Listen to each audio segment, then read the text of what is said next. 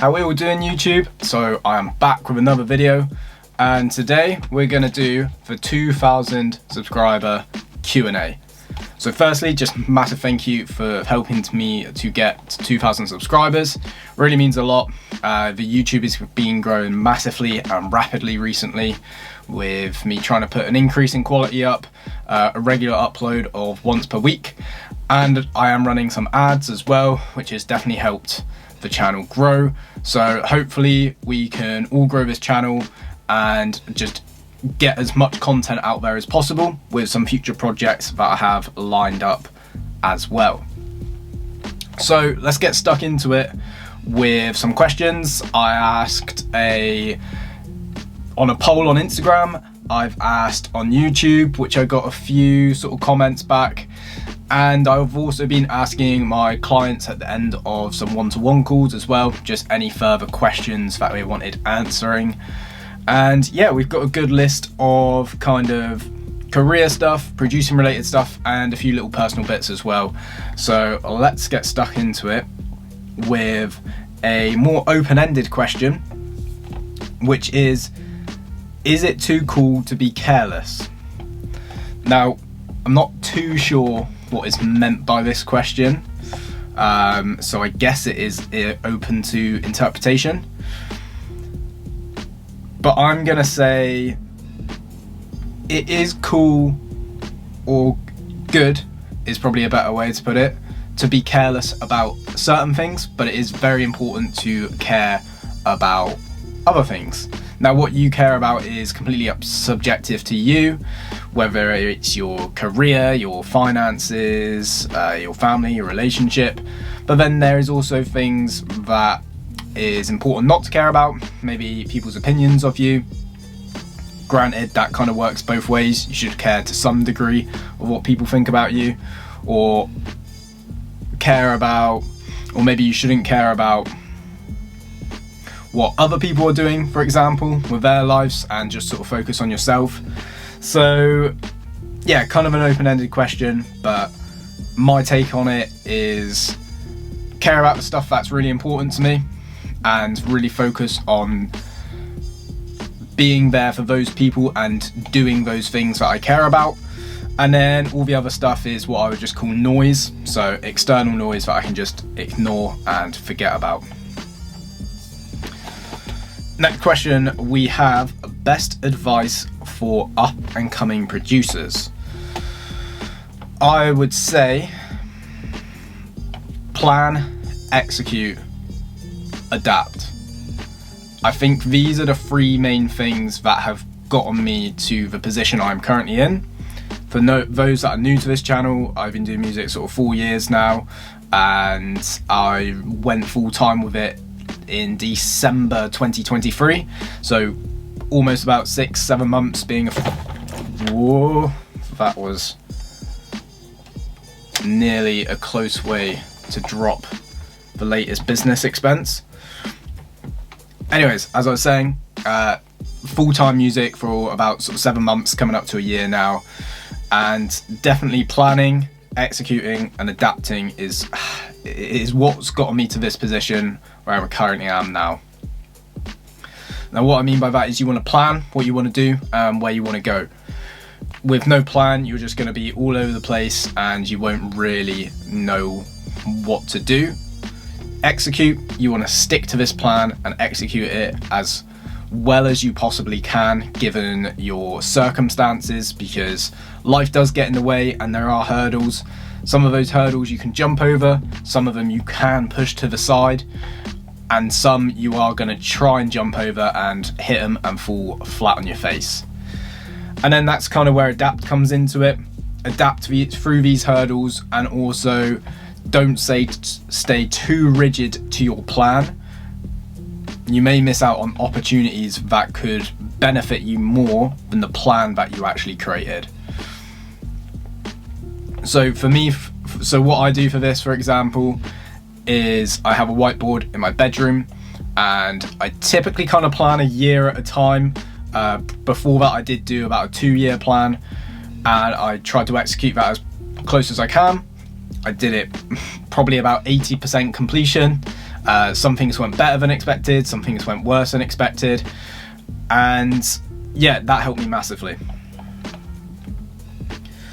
So more of a production question now. How do you get the MIDI from an original track when doing an edit?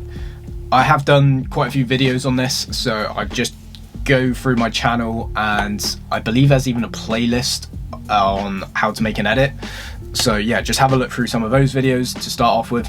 But in short, you can find the original track, find a section of the original track where the melody is most clear. So hopefully there's not too many sort of vocals or any conflicting information going on. You can then copy this across onto a MIDI channel.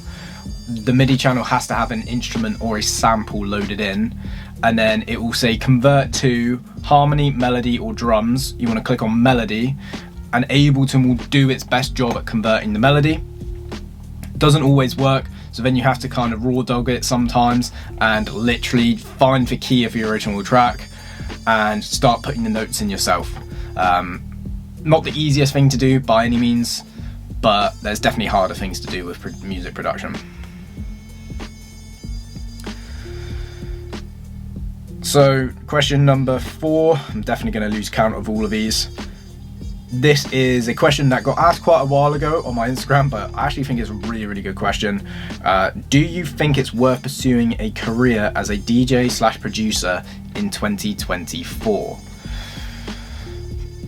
So it's hard to say because everything is so subjective, so I can only really talk about my personal experiences with pursuing a career within, let's just call it music for the minute. Now, it is definitely oversaturated. Don't get me wrong, everyone wants to be like a producer or a DJ or the next kind of big thing. So you've got to do some stuff to stand out, and you've also got to have your eyes open and realize that if you want to be a DJ and producer as a career, there is little to no money in that until you actually make it.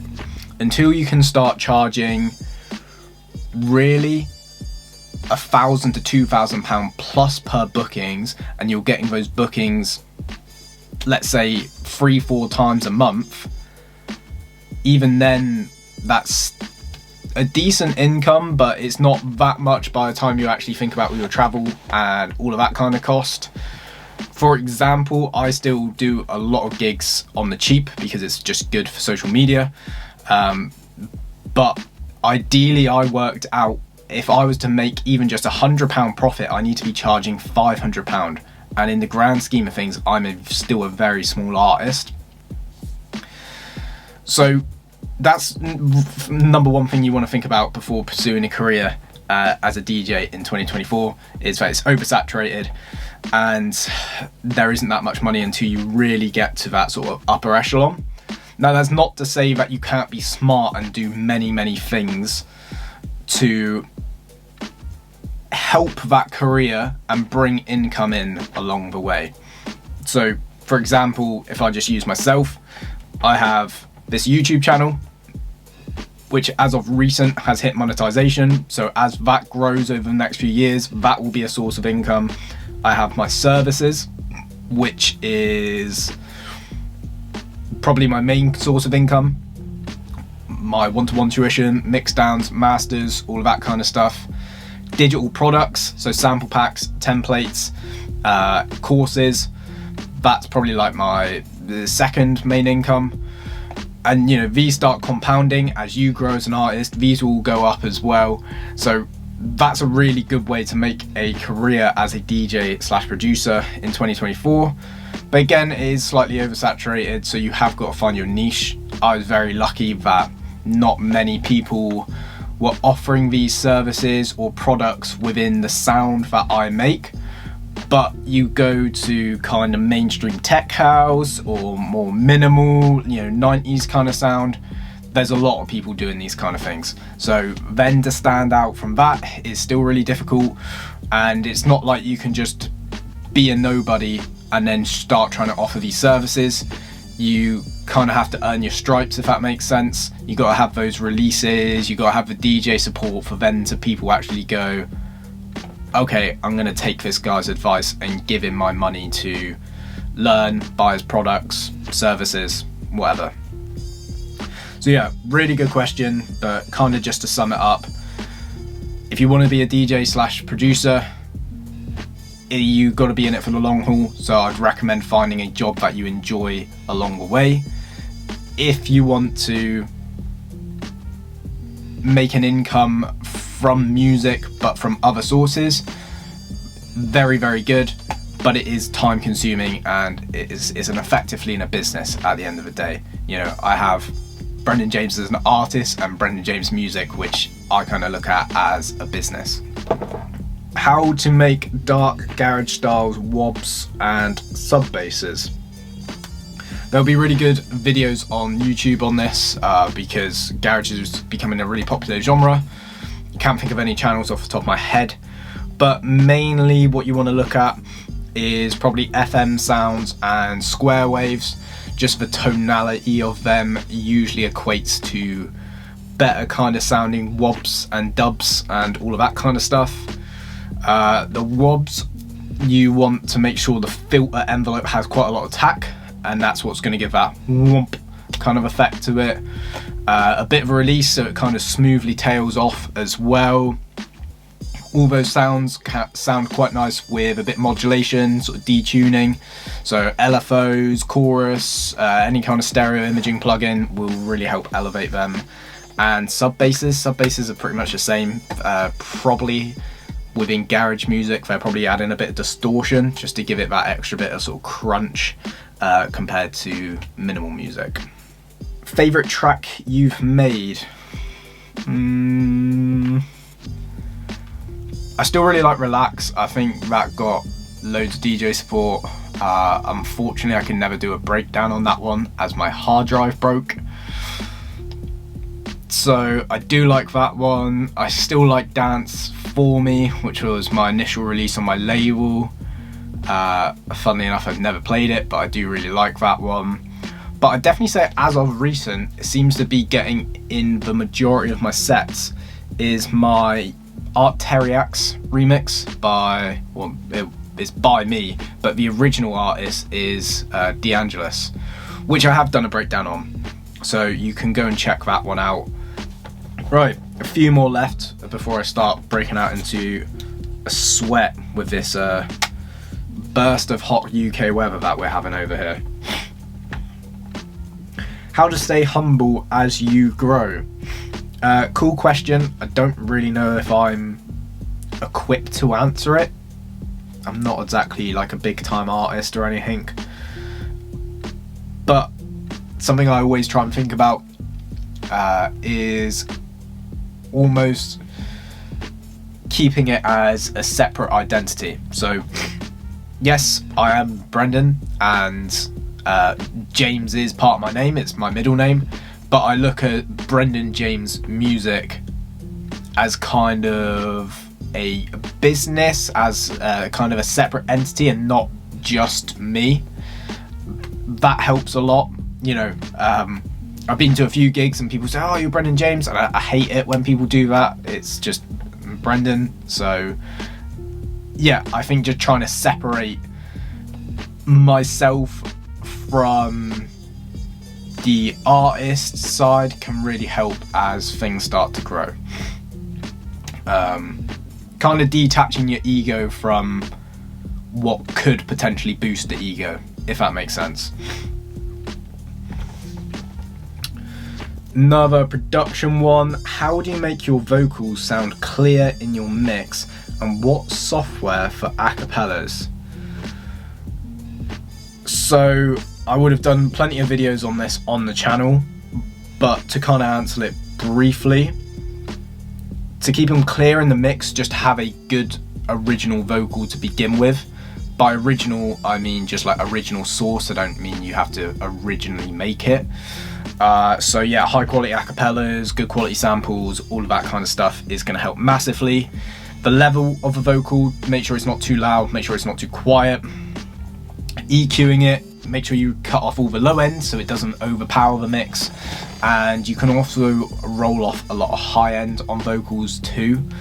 So I just recommend getting like a high cut, going down to the point where you can notice a difference, and then just bringing it back up to the point where you can't notice a difference. And what software for acapellas? I guess you mean the AI extraction and all of that kind of stuff to getting vocals from tracks. It's not really acapellas, but I guess it's the same sort of thing. And I use one called vocalremover.io, I think it is. It's free, it's pretty good, but you've also got Lala, which is like $20 or something for hundreds of minutes. You know, track's only 3 minutes, so you probably never use that up anyway. Next question we've got is a good one. Is it worth running your own label? Yes, I'm going to say yes, it is. Running your own label is very beneficial to the artist because it means you have full control and autonomy over the music you put out and when you want to release it and how you're going to release it. Granted, it's not the same as releasing on big labels. You're not going to get as much, what would be the right word? You're not going to get noticed as much, I suppose, compared to, you know, releasing on hot tracks, let's say. But if you're releasing on like smaller labels, then you can kind of do it yourself. You can promo it yourself as well, so you know it's getting to the artists that you want it to get to. So yeah, I would say very beneficial. And to be honest, if you find a cheap graphic designer, or you can try and learn graphic design yourself for the artworks and the logos, then you know that saves an expense. Or just find a cheap one. The one I use, which is Matt R Designs, he's very, very reasonable with his prices. And don't purchase remixers. Remixers often want a fee. They may help push your label out there, which is what I've done this year with a few remixers, but it is another expense. So yeah, if you treat it like a business, you could actually probably end up making money from it because you're going to get 100% of the royalties as well. So, you know, Beatport Hype is £5 a month. And then if you did all the graphic design yourself, or even if you found a cheap graphic designer, call it 50 quid. So 55 quid per month if you wanted to release it. You would have to then sell about, you know, 50, 60 tracks or so to then make a slight bit of profit. So can be quite a good one to do, and I love it. It's one of the best decisions I made. Essentials and basics of mixing and mastering. Well, you could go on my website and buy the Brendan James Mixdown course if you really wanted to, because that will answer all your questions there. But to answer such a broad question briefly, practice, I suppose. Don't invest in too many plugins that you don't know how to use. Just buy a few and stick to them. Yeah, practice and educate as well.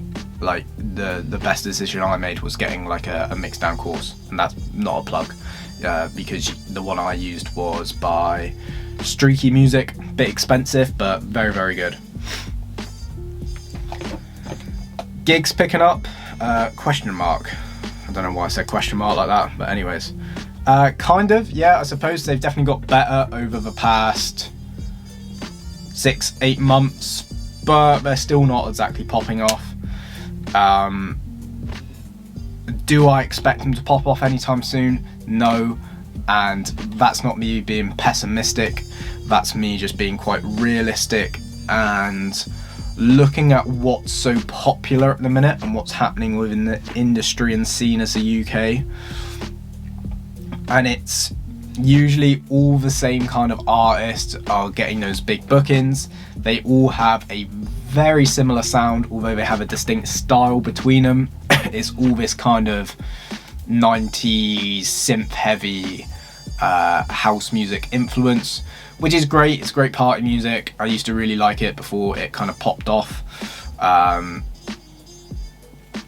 so would I fit into there if I managed to get like a really successful track? No. Would I get a successful track if that's what the people are wanting? in a sense they're wanting the 90s music. Probably not. The likelihood I can make a successful track because of that reason is slim, but that's not to say that things can full circle round. You know, trends change, so who knows, maybe within the next 18 months people really start enjoying darker house music again, and you know, my artist career, if you want to call it, could go through the roof.